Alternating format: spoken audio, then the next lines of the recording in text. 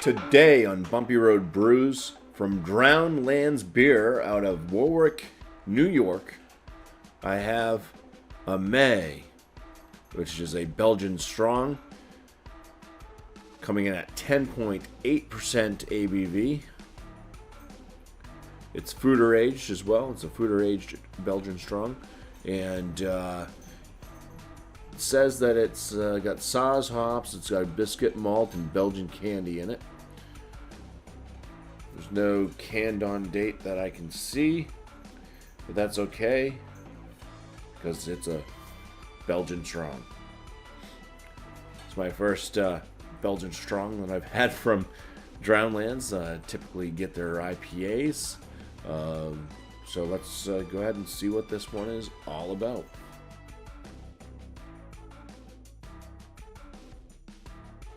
A little drip there.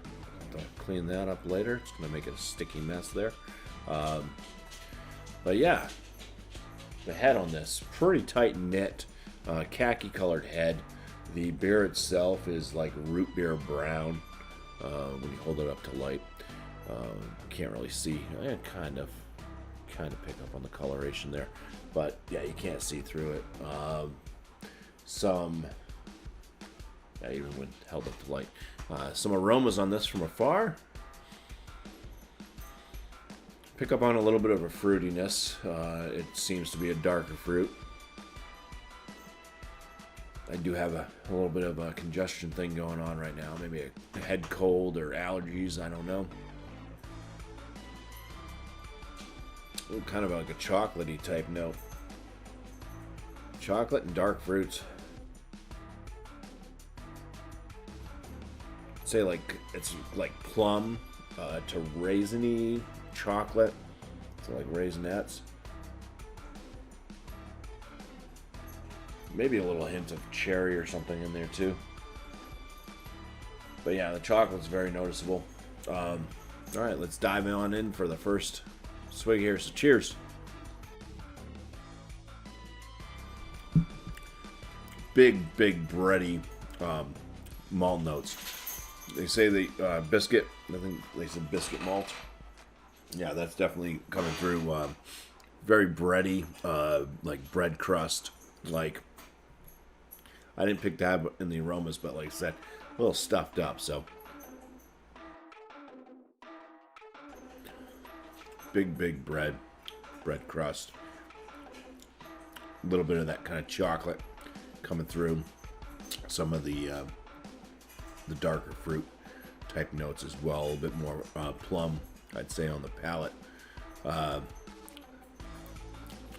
It's got to be like some of that candy, Belgian candy sugar that they're using too, which is beet sugar. Yeah, the mouthfeel on this. It's a hefty medium body, I'd say. Carbonation is moderate. At 10.8% ABV, that's pretty well hidden. I mean, besides that kind of that heavy hitting medium body on this is drinking like not like a 10.8, not like it's almost 11%. There's no alcoholic flavors. There's no real warming or anything going on the chest or down the throat at all. Chocolate notes are coming through, kind of leading for the tail end there. I just had a little tiny bubble of a belch, and I noticed a little bit of a banana type note coming through. So now I'm starting to kind of taste a little bit of banana with that chocolate, and some of the darker fruit notes there, like plum.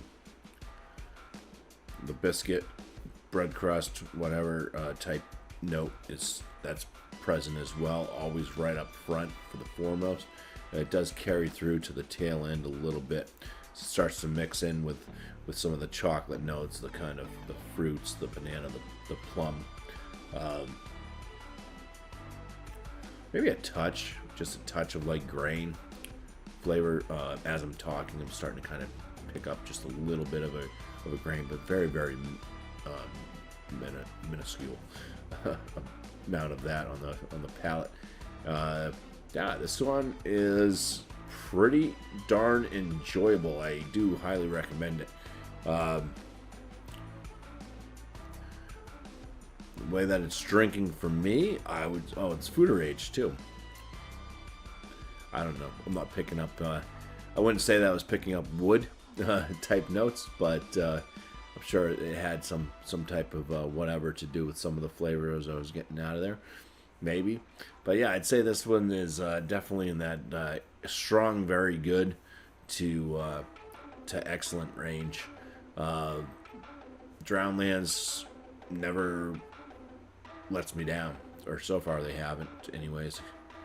I'm sure I'll probably grab one now and it'll be horrible, but yeah, I've never had anything below very good from Drownlands as far back as I can think. So very impressed with this brewery, and I'm glad that we do get them here in New Hampshire. I'm glad the pack keeps carrying them. And yeah, so cheers. I said a lot of and yes today. Thank you all for watching, and see you on the next one. Cheers.